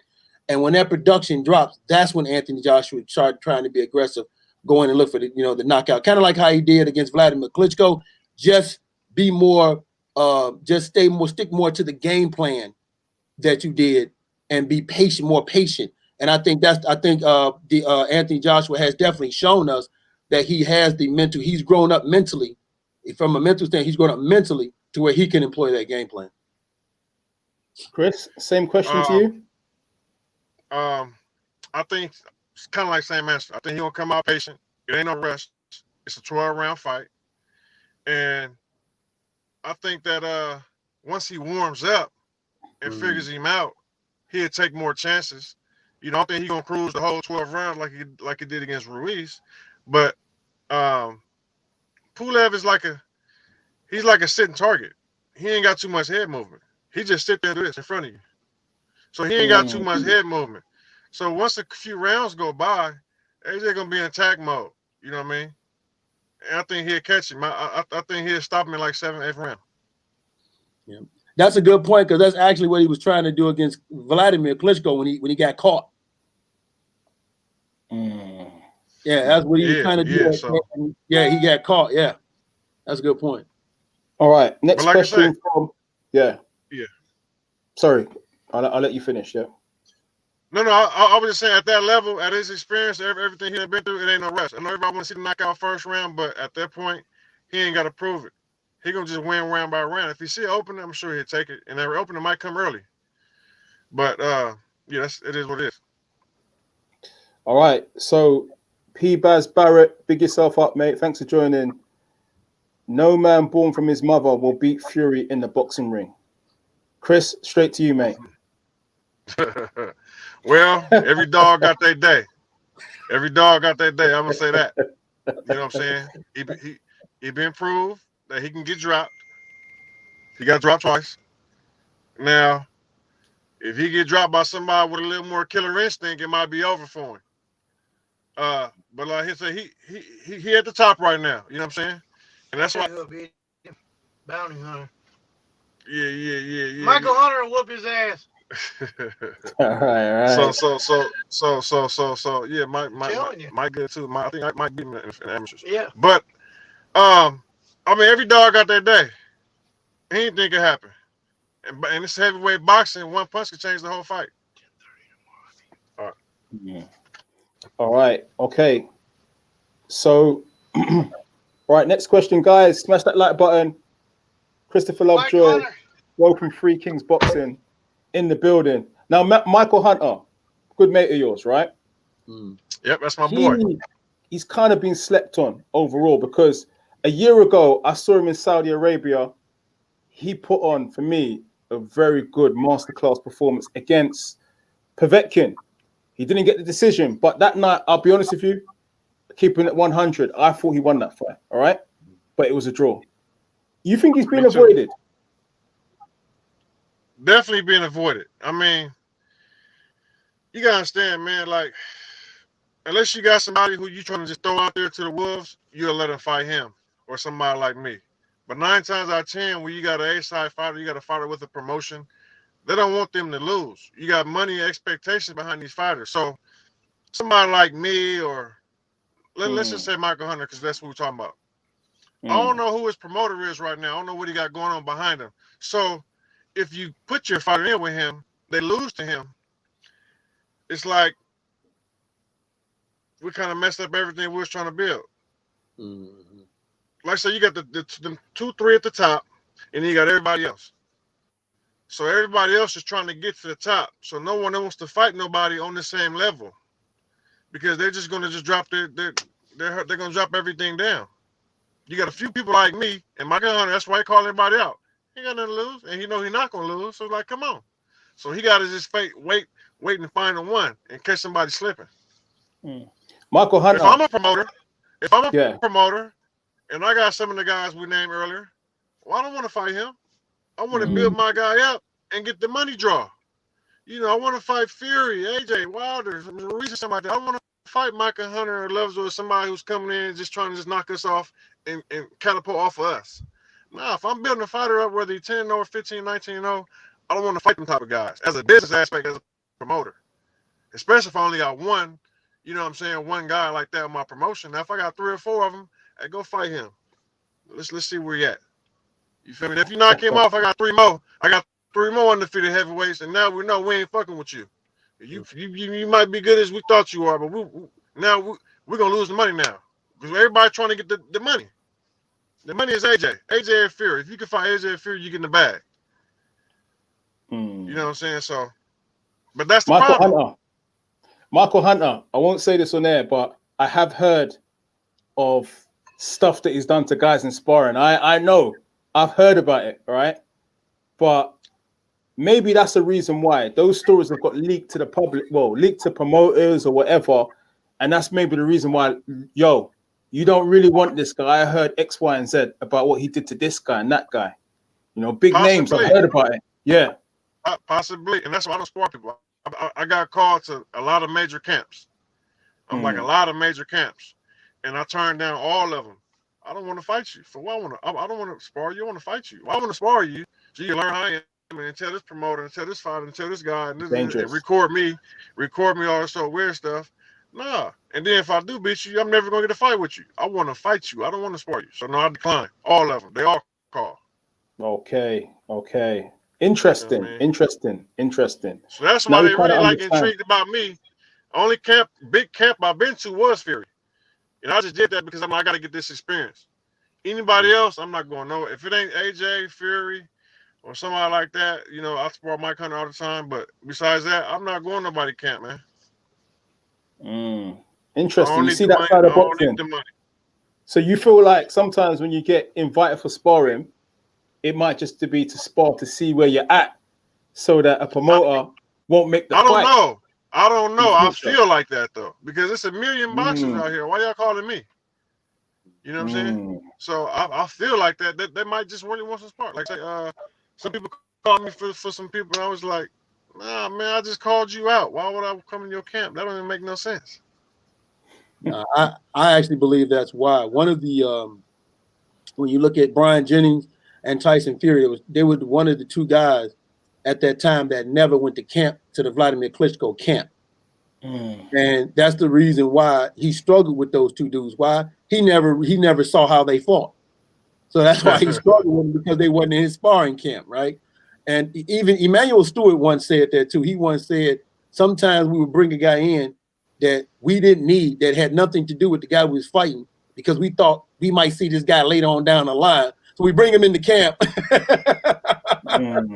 to give us a measuring stick, of who he is. Yeah. Okay, and look, I suppose it could work from the point of view where a fighter might go to a camp and he might not even show what he's about. He might just say, you know what, I'm going to be here. I'm not really going to give my all. I'm not going to show you what I got in case that hinders my chances of a big fight down the line. Right. Could that be true also? And that's a good thing too. And I've done that too. I've done that with a few people, just to go in there and just show them, because I really wanted to fight these people, and I felt like they wanted me to see where I was at. Like, yeah, let me see if you want to go a couple rounds, and I've done that. And I still didn't get the call. So, I don't even play them games though. Oh no, we forgot one more dude. My boy Frank Sanchez, I gotta give him a shout out. He up and coming. He like 15-0. Yeah, I wrote about Frank. I wrote about him. He just won that fight against that 40-year-old dude, the Cuban guy. Yeah. That's my boy. He in shape. He messing with Canelo team and all them. Man, he can bang. He can squabble. I squabble him a gang of times. We probably got like 20 rounds of sparring. That's my boy. He cool. We cool. Yeah. Yeah. All right. Okay. All right. Back to the viewers that are locked in, guys. Thanks for joining. Smash that like button. Chris Lovejoy, both from Free Kings Boxing. 2 Americans and 1 Londoner. How about that? All right, so Muhammad Ali. Now, this is not the real Muhammad Ali, I might add, right? But there's a chap in here asking a question called Muhammad Ali. All right, AJ will never make the same mistake again, like Andy Ruiz Jr. fight this weekend against Pulev. Would you agree with that, guys? Experience is the key from a bad point or a loss. He's meaning like he'll never lose like that, like get upset like that. Is that what he'll never make an upset? Yeah, an upset will never happen like that again because he's learned from the fight against Andrew Ruiz. Well, I mean, you can't really say never say never. You can't really say that because it wasn't a mistake. He got caught. And in boxing, heavyweight boxing, you get caught. The mistake, now if he came in out of shape, if he didn't prepare for the fight, if it was something, you can say you didn't make that mistake. But if you come in shape, ain't no mistakes. You got caught. So, I mean, like I say, every dog got their day. And he ain't he ain't unstoppable. You know what I'm saying? He proved he can go down too. Yeah, I don't think it was a mistake either. I think here's the thing is that the heavyweight boxing is that division where one punch literally changed everything. What Anthony Joshua did was absolutely correct. He knocked down Andy Ruiz, thought he had him hurt, and he went to finish him. That's what you're supposed to do as a fighter. You're trained as a fighter. When you got a hurt guy in front of you, get him out of there, right? And while he went to get him out of there, he got caught. So I'm not going to say it was a mistake. He went to do what you're supposed to do as a fighter, finish the guy off, and he got caught. And he was never able to recover from that. That was the problem. He never recovered from being caught like that. Then he fought cautiously. Then he regressed and fought cautiously, and later on left him more susceptible to taking punishment. And that's what you saw. So it wasn't necessarily a mistake. Andy Ruiz upset the game plan. Yeah, definitely. All right, we've got another question from one of the viewers. Guys, smash that like button, subscribe to Pep Talk UK. We got Bo from Free Kings Boxing in the building. Christopher Lovejoy, hard-hitting heavyweight. It's a man that you wouldn't want to meet in a dark alley on a Saturday night. All right. well. Talking about me? Yeah. Talking about me? You don't want to run into Chris, man, on a Saturday night. Well, these days, you know what I'm saying? I'm a nice guy, you know what I'm saying? professional athlete. You know, a few years ago, you definitely don't want to see me nowhere. It ain't got to be nighttime. You know, we come out broad day. Right. All right. That's funny, man. All right. So we got a law cucumber. All right. Cucumber. All right. AJ will stop Fury. Also can win on points. All right. Bo, starting with you. Could AJ stop Fury if they ever fought? Anybody can be stopped. I'm not going to sit and say he can't stop him. Anybody can be stopped. Questions like that, I would like guys to elaborate more, right? Because when you say something like that, I want to know what is your boxing IQ, and can you explain that to me? Here's the thing. Can AJ stop him? It's a heavyweight division. Anything's possible. But the likelihood of him stopping him is not as high as some would think, because I believe Deontay Wilder is a much harder puncher than Anthony Joshua. I also believe Cunningham, USS Cunningham, actually hit Tyson Fury a lot harder, and he still got up from that. I think when you start getting toward these fighters, the elite level of these A-level top dudes, they have that extra in them to where knocking them out is not an option all the time. You got to beat them in other ways, right? Can he win on points? Yes, he can win on points, but he have to do what I said, which is he's going to have to use his athleticism, use some angles, get inside, attack Fury's body, and keep him on the back foot. Tyson Fury does not like going on the back foot. Tyson Fury will grab you before he takes a step back. He does, because he doesn't like doing it, right? So those are things he can do to win. The likelihood of that happening is I have to see more of Anthony Joshua employ these tactics before I can say he'll be successful at them. That's why like questions like that, I like for people to elaborate a lot more on. But yeah, can he be stopped? Of course, it's heavyweight boxing. But the likelihood of that happening, because of the type of fighter Fury is, he's in that upper echelon, just like with Anthony Joshua. When you're in that upper echelon, where just knocking you out sometimes is not always going to be an option for you out there. You got to figure out more ways to beat it. Ring generalship, as they call it. Right. So, Chris, you sparred with Fury. Explain what you came up against in terms of Tyson Fury's skills. It's kind of like what my man right here just said. He don't really like fighting backing up. And me, I fight coming forward. From my point of view, he did a lot of running. From the boxing world, you know, he boxed. And I'm just more aggressive. My thing was, I don't know when I'm going to see this dude again. I'm probably not going to fight, so let me just try and knock him out. And I was just rushing him. You know what I'm saying? I was just getting with him. You know what I'm saying? Throwing a lot of punches. And he was just slipping and sliding and moving and backing up and running. You know what I mean? So, but I didn't really catch him with nothing solid. It was a lot of low percentage punches. So he was spinning and slipping everything. And he's pretty slick, man. But we only win a couple rounds at a time. So, I don't know. I think AJ, that'll be a good fight, man, because, I don't know. One thing about Wilder, he'll throw that shit. You know what I'm saying? Yeah. At least he might not have, but at least we know he going to throw it. You know, I don't know if AJ going to be timid or he going to come out throwing. I ain't never seen him come out being aggressive throwing that shit. I think he'll get you when he get you hurt and finish you, but Wilder going to take a shot. You know what I'm saying? And if AJ, I don't think AJ's not that type of fighter, man. You know, that'll be a good fight because they both can be beat. You know, ain't like we're dealing with, you know, Ali or Tyson in his head. They're like, man, Tyson hard to beat, man. Well, then you can beat. Well, you know, some people like you be like, man, it's hard. You know, they say, I don't see nobody beating him right now. Some people like that. That's not the case with AJ and Fury. They got flaws. That's a good point. Okay, so like Terrence Crawford, we can say, man, I don't see nobody beating him right now. I can't say that about AJ and Fury. Okay, so Errol Spence Jr. wouldn't beat one more. Even Canelo. I don't see anybody beating Canelo right now. But yeah, what were you saying about Errol Spence? So Crawford would beat Errol Spence Jr. with no problem.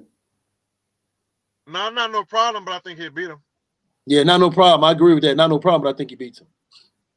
Yeah. The only thing that's hurting Crawford is iron sharpens iron. Earl's been fighting more of the fighters that would sharpen you, and Crawford has been fighting more at the level of the guys he's been fighting.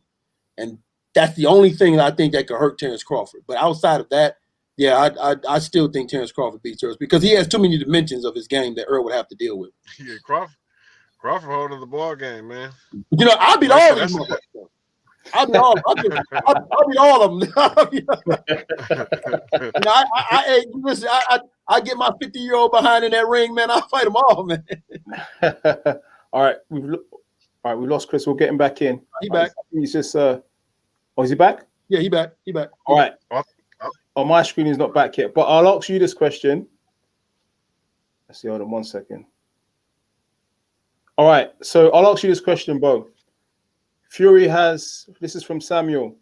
Fury has a good IQ, but I think he does more. Or move around and tying up than banging.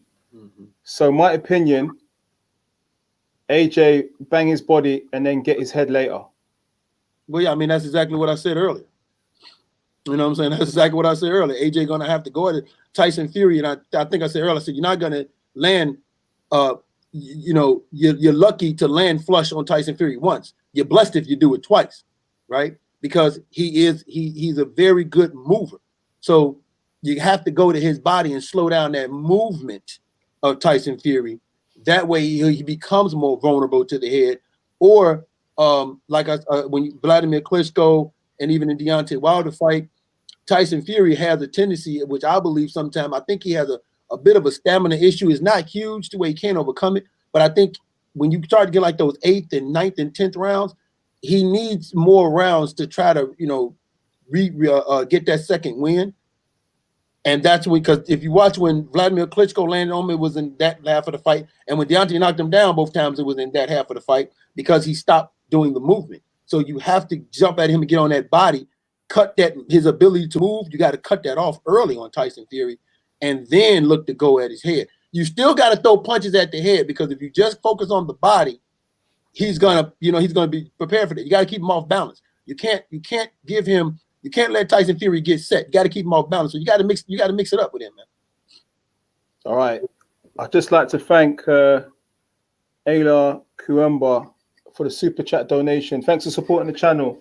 All right, Bo. Chris, I'm in trouble. Chris is there. You got him, yeah? Yeah, Chris. I'm here. All right, I ain't got him on my. No, he's here.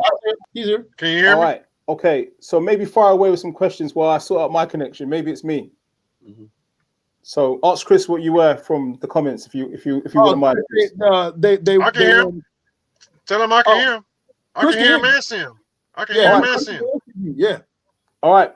Wilder will no doubt fight another cab driver for his comeback. What would you say about that, Chris? Well, let's eliminate the cab driver term. You know, take a lot to walk in there, man, and risk your life. And we're having a bit of trouble with. No, he's here. He's answering your question.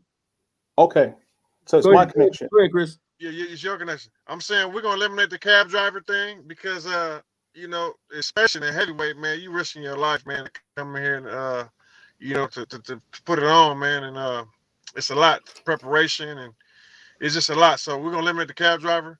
Well, I'm gonna definitely say, well, no doubt he's gonna fight somebody that probably can't hit back. You know what I'm saying? Because he take another loss, he done. You know what I'm saying? And when I say he taking that loss, he done, meaning that he's not fighting the top 5 person. So he's gonna have to fight somebody outside top 20. So with that being said, he loses to one of them. It's like you going all the way downhill, man.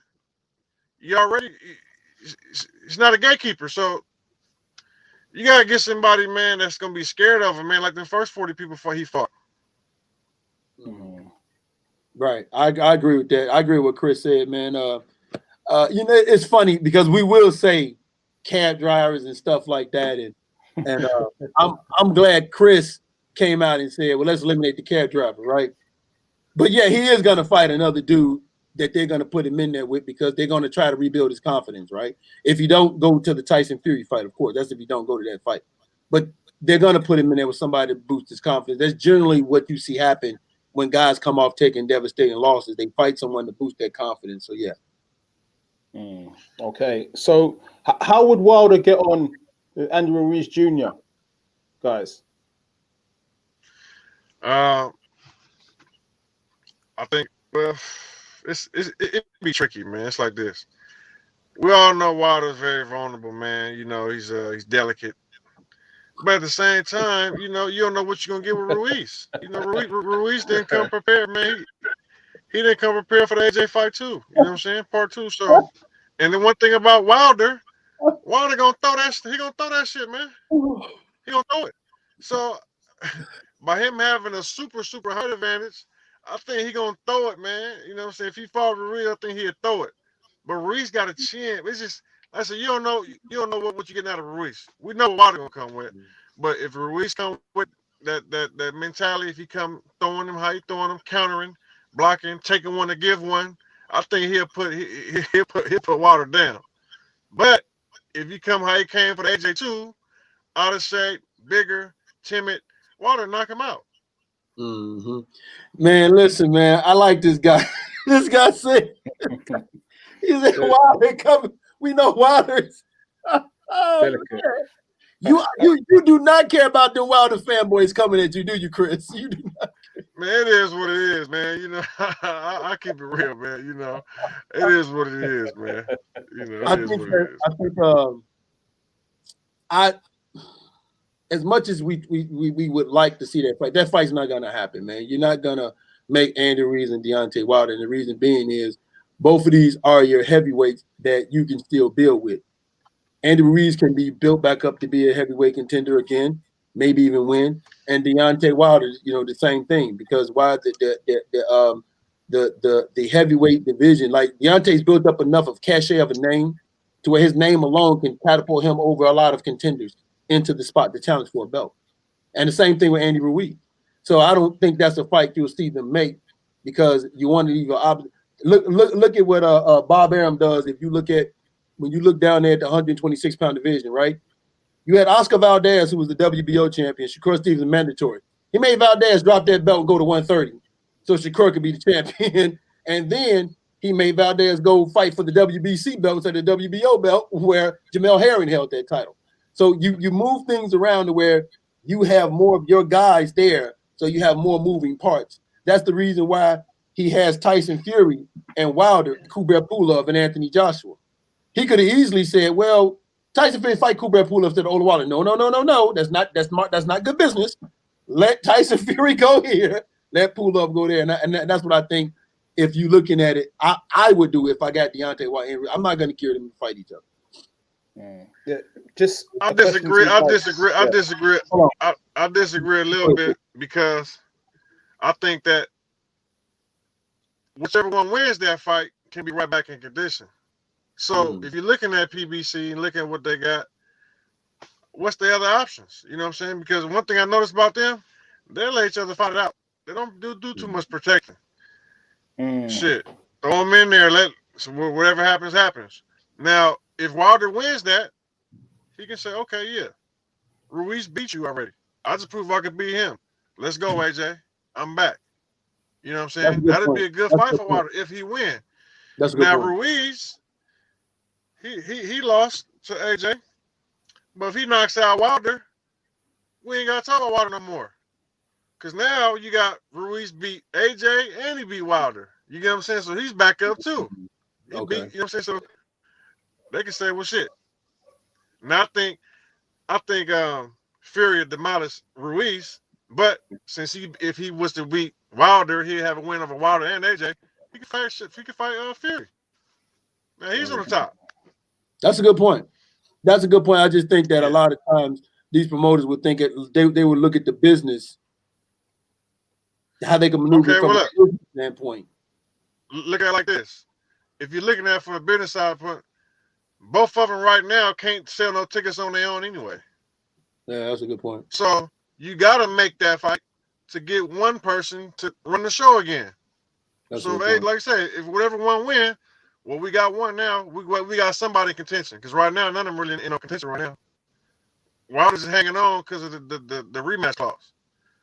But he kind of like lost so bad, don't nobody want to see him fight. All right. If it's not against the top 5.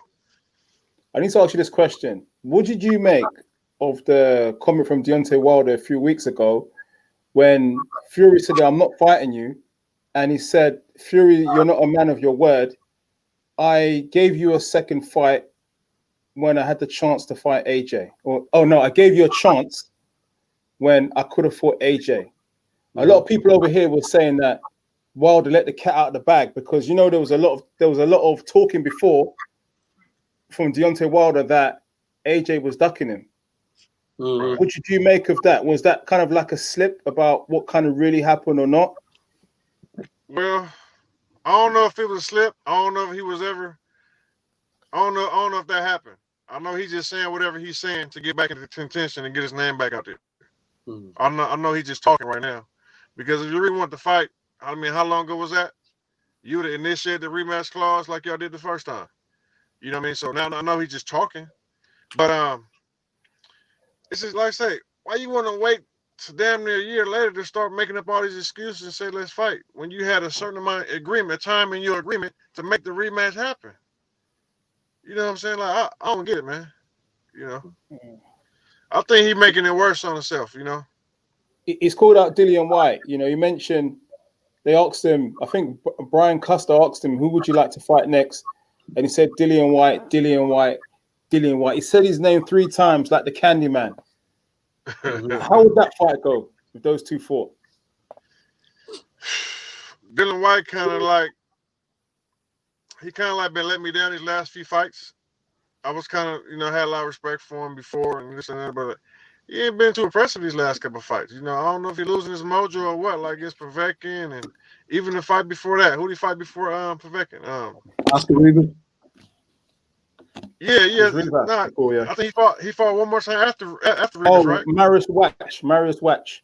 Yeah, That's the fight. He wasn't impressive at all, that fight. That's the fight I'm talking about. Okay. Could you see yourself in there with the likes of Dillian White? Man, I see myself in there with anybody, man. I want to fight. That's what I'm trying to do, man. I'm doing everything I can. You know what I'm saying? I got some people calling me right now. I'm gonna have to call them back in a minute. I'm trying to get it. I'm trying to get it going, man. Them dudes. I'm the bluff caller, man. Show me, man. You got power, you got speed, you got skill. Let's see. I mean, because you got 2 hands like me. Let's see what you're working with, man. You know what I'm saying? I want to see. May the best man win. All right, Chris, how long have you got? I know you said you got phone calls coming. Are you free for time? Do we keep rolling with you or you got to go in a minute? I got a few more minutes. We good. All right, just let us know, man, when you got to bounce, yeah? We're here. Yep. Bo, how are you for time? I got about a good 10, 15 more minutes left in me. All right, we're going to do 10 more minutes and then we outro, yeah? Okay. All right. Yeah. So look. Hold on for a minute. Let me. I want to answer that one. All right. When Wilder implemented the rematch clause for July, we all know COVID-19 happened.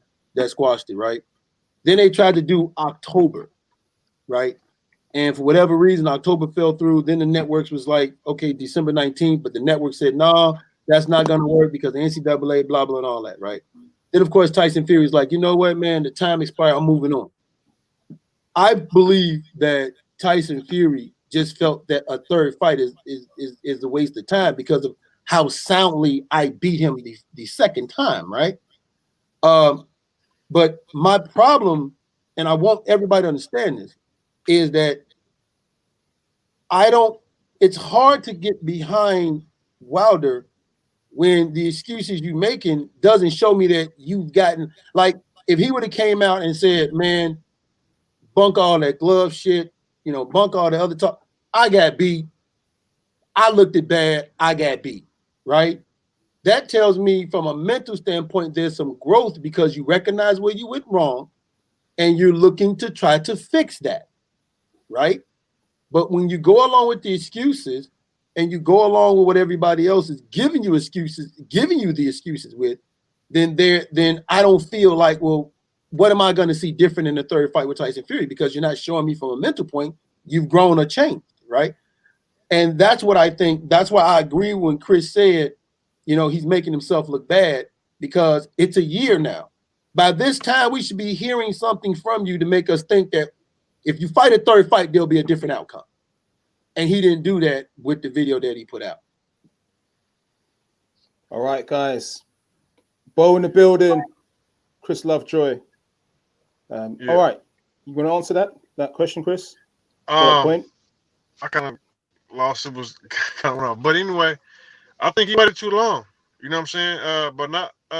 You can't blame it on the COVID because there's been fights going on with the COVID-19 going anyway.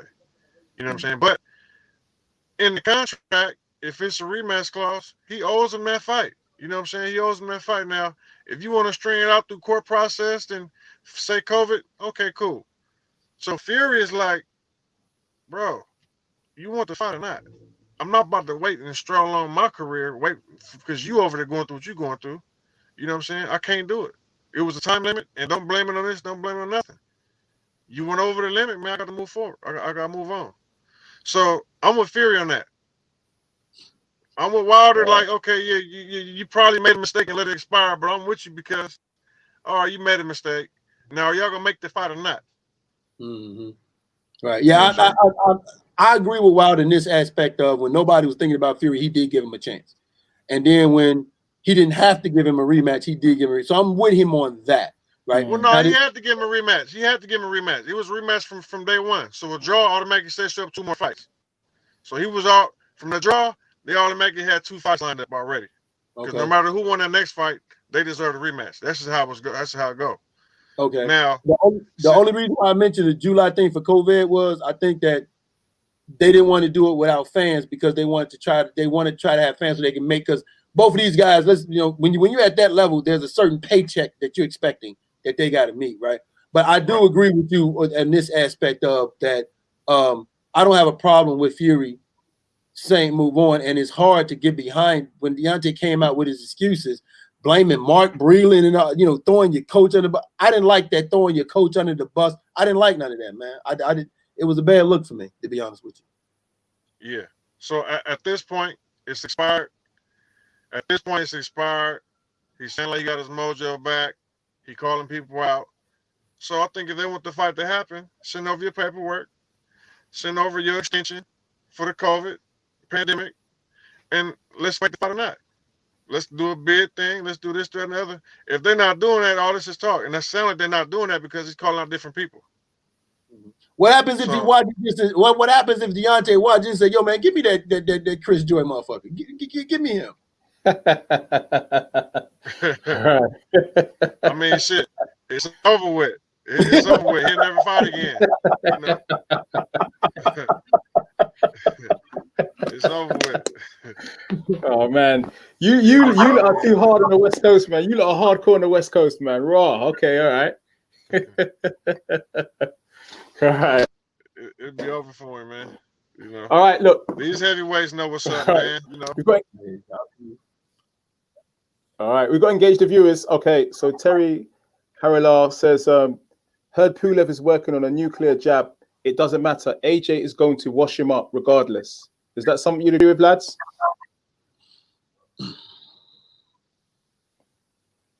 I don't know if he said AJ is going to wash him up. No, he said Pulev is going to. Yeah. He said AJ is going to wash him up. AJ going to wash him up. Yeah, I mean, I'm not going to say wash him up, but I definitely think AJ wins this fight. Like 75, 80% chance AJ wins this fight. But I think that as far as Pulev, working on that nuclear jab and all that, listen, man, Mike Tyson said it best. Everybody got a plan until they get punched in the mouth. So we'll see everything we need to see. I mean, how many times have you seen fights and you see the cornerman say to the fighter, "That is not what we worked on in the gym. What the hell are you out there doing?" Do you know what? Quick question to you. Quick question, so Chris. This just kind of popped to my mind, right? We were talking about Wilder previously.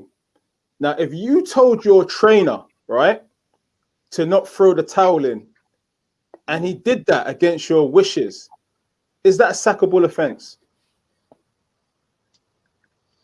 Well, if I'm in there trying to sucker this dude in, if I'm playing hurt, trying to get this dude to be relaxed so I can catch him, I got to wink. So, no, I got this nigga. No.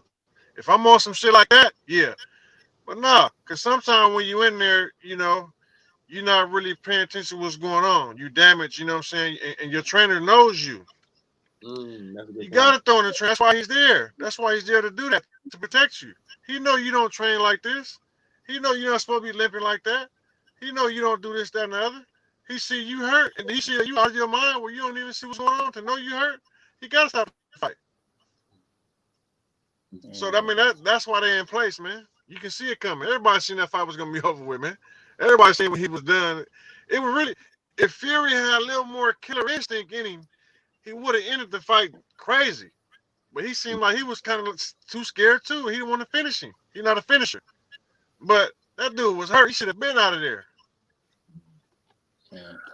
Man, listen, man. The trainer just didn't see it was no more win. It was no, he didn't have no more win in him. Right. Listen, man. Let me say this. Fighters are supposed to have the mentality of I'll die in the ring. That's the mentality they're supposed to have. Trainers are there to save them from that mentality. Trainers are there to save you from yourself, right? Mark Breland, being a former fighter, going through that, right? He's on the outside looking in, and Mark Breland is thinking about the things that Deontay or any fighter in position can't think about, which is your family, your children, your life after boxing. That's what Mark Breland and any coach thinks about. Fighters can't think about that going into the ring. So Mark Breland throwing the towel in, you can be upset, but to fire a dude that at the end of the day cares about your well-being and your livelihood is not justifiable. To fire him and then try to say that he sabotaged you, to me, that is more tells me who Deontay Wilder is than anything, man. Just changing the psychology. Yeah, go on. I'll let you talk. Yeah. Go ahead, Chris. My thing is this, man. How you gonna wait 10, 11 months later to talk about your drink was spiked? That don't even make no sense, man. If your drink was spiked, you would have known. I'm done. I'm good. If your drink was spiked, you would have known that the day of the fight, the day after, a few days after, next week, maybe even next month. You wait damn near a year later to say that somebody, spiked your drink, man. That don't even sound right, man. You know what I'm saying? That's a good point. All right. So, Chris, just to kind of reverse the psychology. So you're in the ring, all right, and you're taking some damage, and you end up having to take a knee, right? And then you have the same problem as the bar has with your eye, all right? What could a fighter also as well blame his trainers for not potentially protecting them against a serious injury? Could that also happen?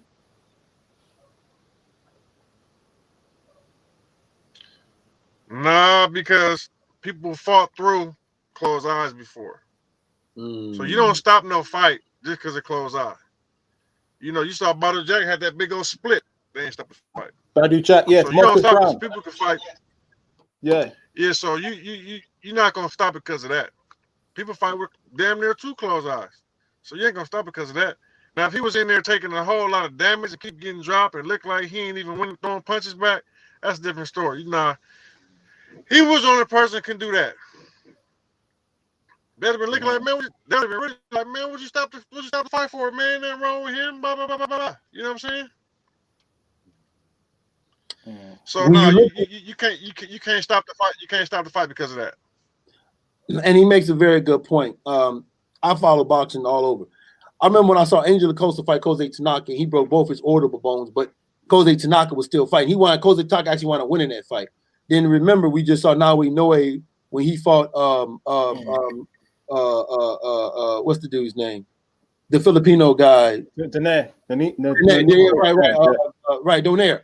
Donaire broke his orbital bone, and he fought through that because, and the corner didn't stop the fight. Why? Because both these guys, like Chris said, was fighting back. So in the Dubois situation, Dubois was fighting back. Dubois actually was landing punches, but the eye was swollen. He was fighting back, right? So it wasn't like he was taking punishment. The eye was getting closed. You know, he was literally fighting back. So yeah, in a situation like that, I can't say what a corner should have. No, the dude was fighting back because he felt he could win. So yeah, like you said, that's Dubois had to make that decision. Do I continue or do I not continue? You know, remember when Barry Hunter, when Lamont Peterson fought Errol Spence, Barry Hunter he was taking a real good look at Lamont.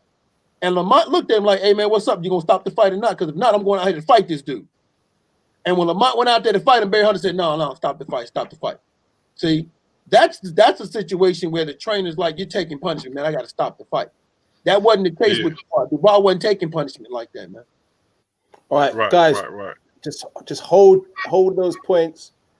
Just like to big up my man Kurt DeVille, Counterpunch Boxing News. My brother, hope you're doing well. I just sent you a DM to see whether you want to join this debate. I mean, yeah, if you know about Kurt DeVille, you know he's crazy with the analysis. He's crazy.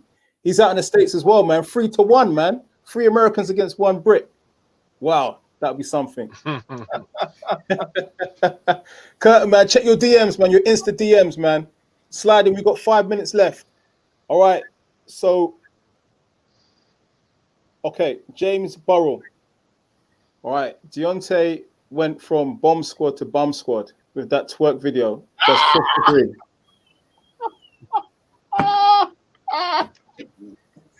Hey man, listen, man. No, hold on, wait a minute. Skip Listen that. here, man. Skip that. No, trash that. Hey. Better question. Chris, will we ever see you out there twerking on video? Never. It won't be on video. It won't be on audio. It won't be on nothing. It won't be on nothing. I don't even regular dance in a regular club. You know what I'm saying? So, damn sure won't be doing no twerking. Well, what was made? Yeah. That's a good one. That's a good one that they brought that up, man. Because that lets you know what type of dude that dude is, man. You know what I'm saying? You know what I'm saying? Dude twerking and all that, man. That's crazy, man. You know what I'm saying? Heavyweight boxer twerking. You know what I'm saying? It didn't really get a lot of publicity that video. Somebody took it down, but yeah, that's crazy, man. You know. All right. Listen, I question your homies because they actually broke out. First of all, I'm not filming another man twerking. I'm like, man, what the dude? What is you doing? They broke out a phone like, oh, look at that's just a definition of the truth coming to the light. That's all that is. That's just like that rapper we was talking about. Is saying this, that, and the other, and then when somebody some street stuff come up, you know, now he told on everybody. It's just the truth come to the light, man. That's true. Oh, Tekashi 6ix9ine. It's a lot of them out there. I'm just saying, you know, you rapping about something, but you know, you got stuff in the dark, and when it comes to light, you know, so them people who seen that, they know he acting. You know what I'm saying? They know he acting. All right. Okay. All right. So a question to you again, Chris. Filip Hrgović, seen by many as the next guy to step up to the throne. How do you rate Filip Hrgović? He's decent, but personally, I don't like him. You know, personally, I don't like him. You know what I'm saying? He's decent. He's a decent fighter. He'll beat half those dudes that's up there. But I don't like how he was trying to, what's the last dude he fought? The last guy he fought? And they stopped the fight. It was in Denmark, wasn't it? He stopped the fight for nothing.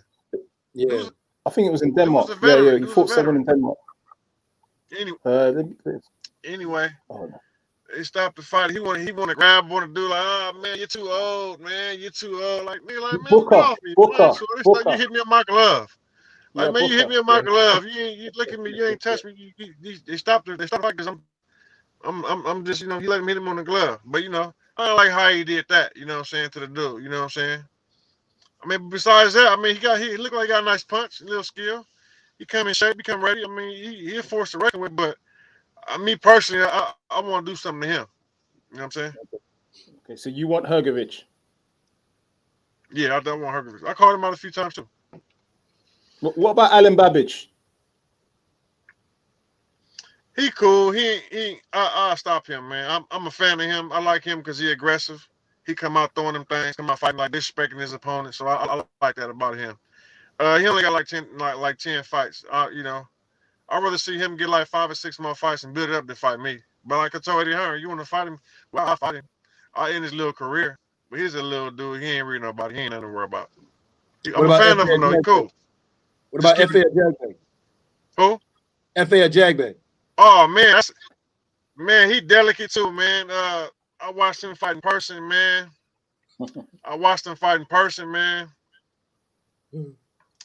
Just so slow.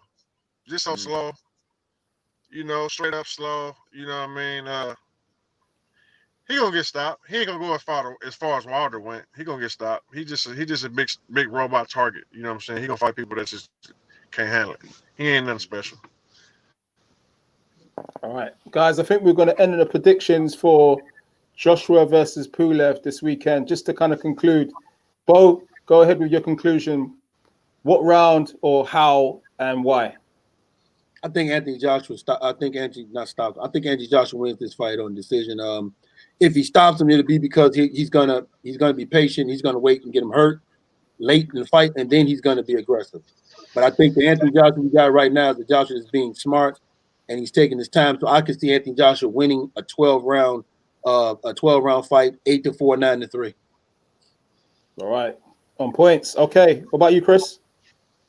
I think AJ get the stoppage. I think that he'll plan to go the whole 12. I think he's prepared to go the whole 12, but I don't think Pulev prepared to go the whole 12. I think he'll slow down after 4 or 5. And I think 6 or 7, AJ turn up and stop him.